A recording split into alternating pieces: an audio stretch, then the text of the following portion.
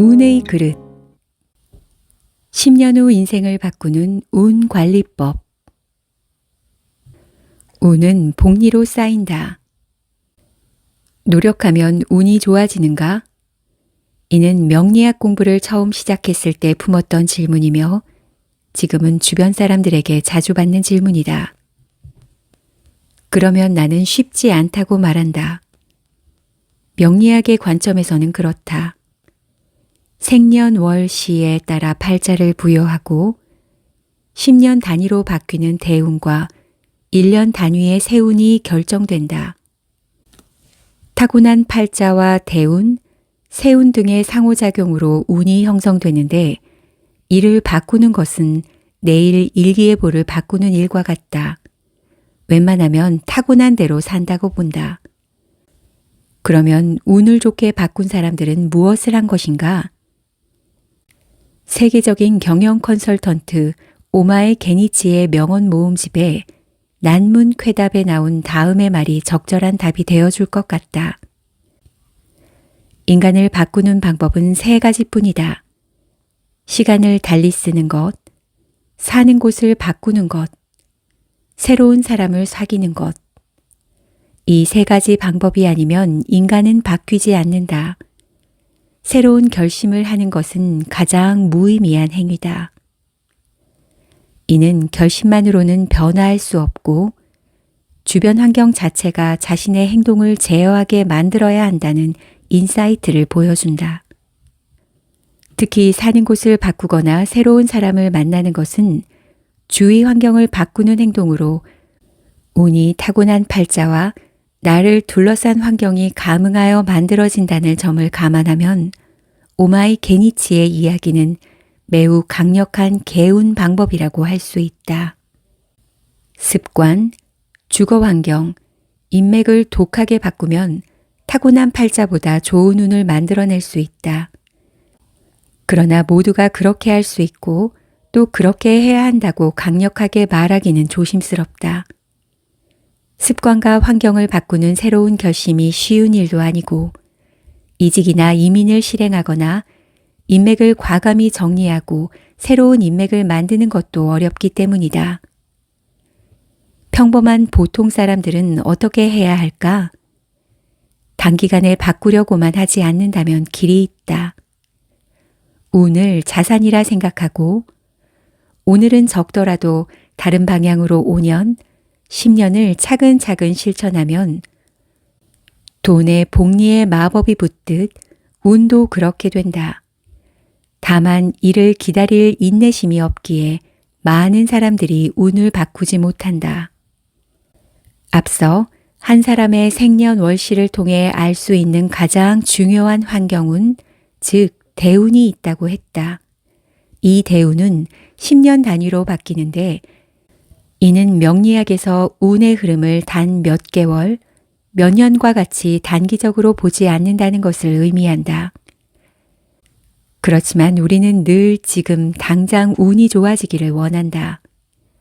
현재의 금융자산과 월급이 적으면 순식간에 부자가 되기 어렵고 장기적인 관점에서 현실적인 저축과 투자 계획을 세우는 것이 느리지만 바른 재테크 전략이듯 운을 좋게 만드는 여정도 그와 같이 해야 한다.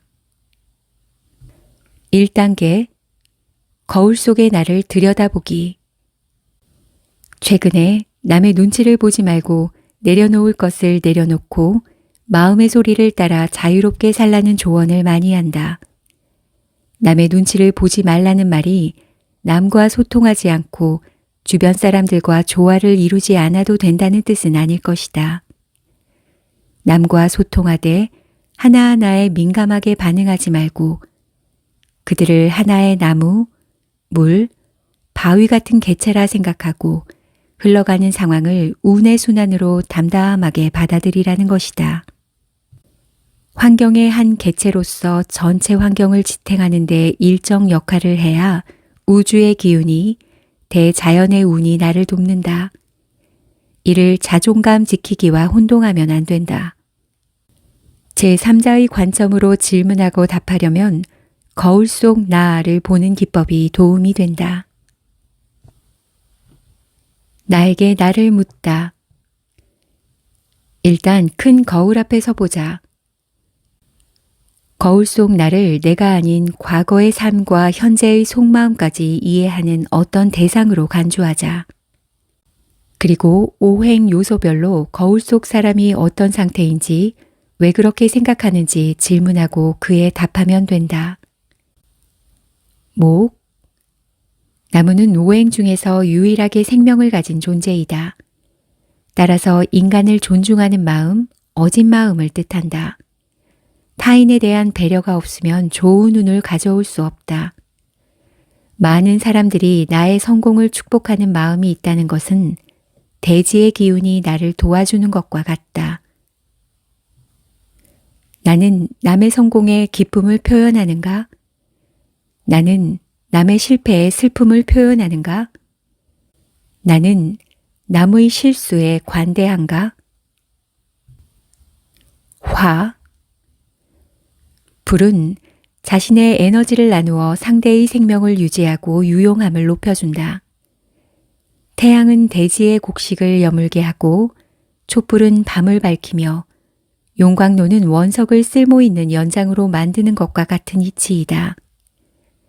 하늘의 태양은 높은 이상을 뜻하고 일체의 부정함과 무례함을 태워버리니 정직과 예의범절을 뜻한다.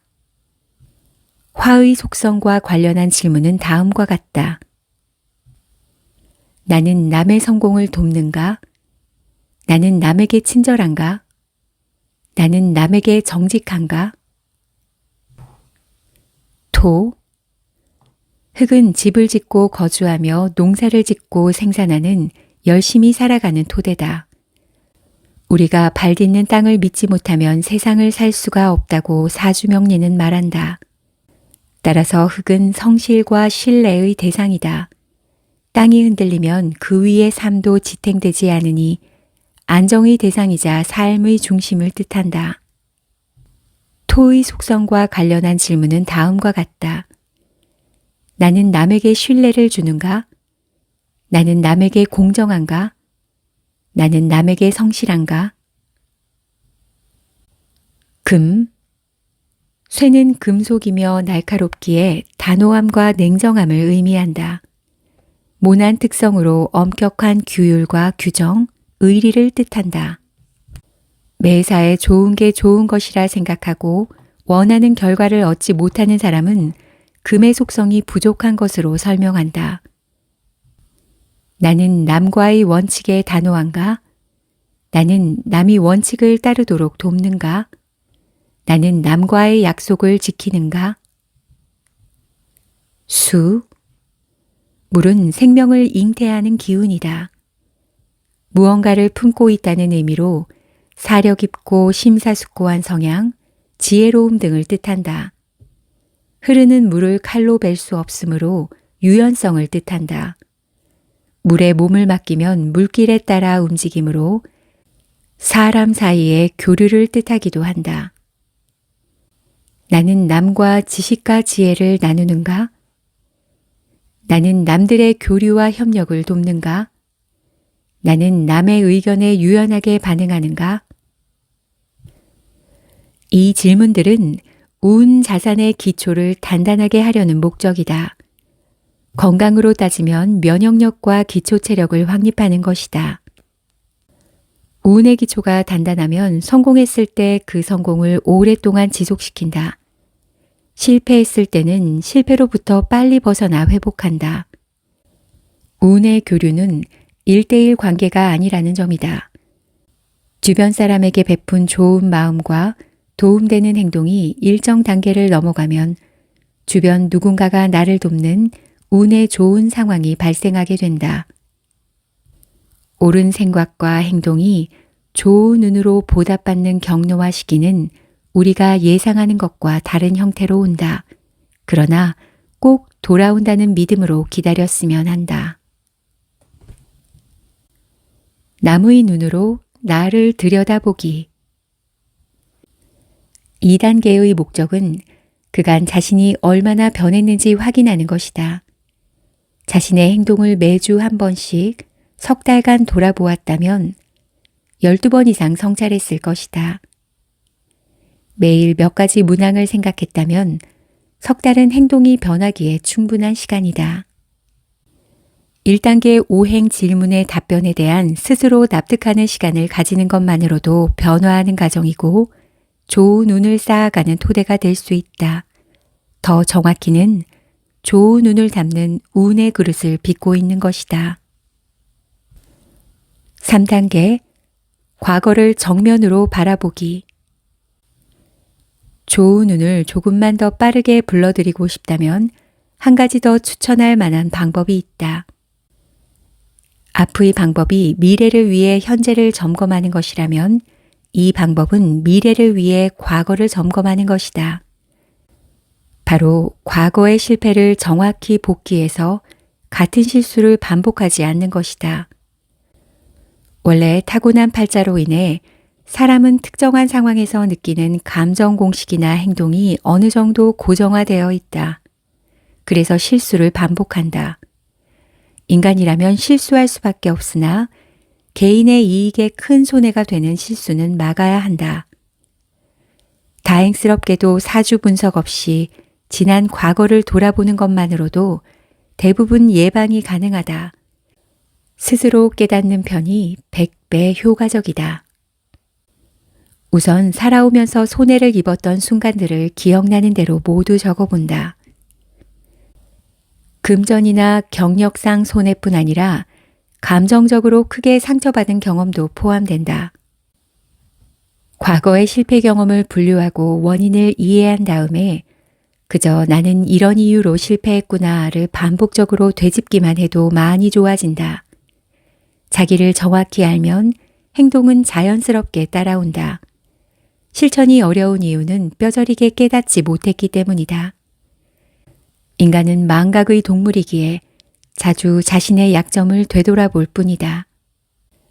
강조하지만 실패와 실패의 원인을 타인의 관점으로 보는 것이 핵심이다. 물론 자신이 모르는 원인도 많을 것이다. 그러나 남의 관점에서 나의 과거를 보는 연습을 하면 운의 그릇에 좋은 운을 빠르게 채울 수 있다. 운에 대한 마지막 비밀. 운이 좋아지면 돈도 더 많이 벌고 명예가 높아지는 것도 맞지만 무엇보다 만족에 대한 스스로의 기준이 낮아진다는 사실이다.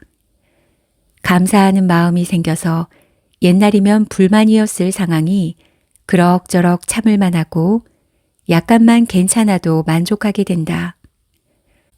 중병에 걸렸거나 재정적으로 절박한 사람에게는 누구든 힘들겠다라고 공감한다. 대자연의 원리도 기본적인 생존이 보장되는 것을 순리이자 자연의 균형으로 보기에 현재 생활의 기본이 확보되는 것은 매우 중요하다. 그러나 상담하다 보면 당장의 생계보다는 미래의 경제적 불안이나 가족 및 타인과의 갈등, 자아 실현, 자식 고민 등에 대한 주제가 훨씬 많다. 죽고 사는 문제가 아니다 보니 나는 당사자처럼 공감하지 못한다. 오히려 남의 일이라 감정적으로 몰입되지 않기에 상황을 냉정하게 보고 현명한 대안을 이야기하는 경우가 많다. 바로 여기에 명리학이 지향하는 좋은 운의 비밀이 숨어 있다. 자신의 이야기를 일반화할 수 있다면 감정에 함몰되지 않고 남의 상황처럼 이해할 수 있다면 고통도 줄고 문제 해결에도 도움이 된다. 내 문제를 남의 것처럼 볼 수 있는 사람은 자신에게만 함몰되지 않고 주변과 조화로운 생각과 행동을 한다. 환경과의 조화는 좋은 운의 교류로 이어져 타고난 팔자보다 더 나은 운을 부를 수 있다. 타고난 팔자도 있겠지만 좋은 운을 부르는 능력은 명리학 지식과 별개다. 갑을병정을 써가며 사주풀이를 하지 못해도 명리의 기절을 관통하는 원리를 깨달으면 좋은 운을 부르게 된다. 인간은 자연의 일부이지만 사회적 욕구를 가진 존재다. 의식주가 만족되면 더 높은 수준을 추구한다. 그 과정에서 비교라는 정신작용을 한다. 미래를 고민하는 능력은 문명의 발전만 가져온 것이 아니라 개인의 불안도 가져왔다. 밥만 먹고는 살 수 없게 되어버린 것이다. 남의 집 자식에게는 건강하기만 하면 되지라고 덕담을 던지다가도 자기 자식이 숙제도 안 하고 게임만 하면 뭐해서 먹고 살려고 저 모양이냐며 우라통을 터뜨린다. 동료가 임원 승진에 떨어지면 요즘은 부장으로 정년퇴직하는 편이 낫다라고 위로하다가도 자기가 승진에 누락하면 회사가 내 능력을 몰라준다고 화를 낸다. 옆 사람이 보면 이러나 저러나 대세에 지장 없는 일도 본인 일이 되면 전전긍긍하는 것이 인간이다. 모두가 성인군자가 될 수는 없다. 다만 자신을 세상의 중심이 아니라 세상 속의 한 개체로 보면 길게는 좋은 운이 찾아오고 당장은 마음이 가벼워진다. 이것이 우리가 할 수 있는 최선이자 진정으로 행복해지는 길이다.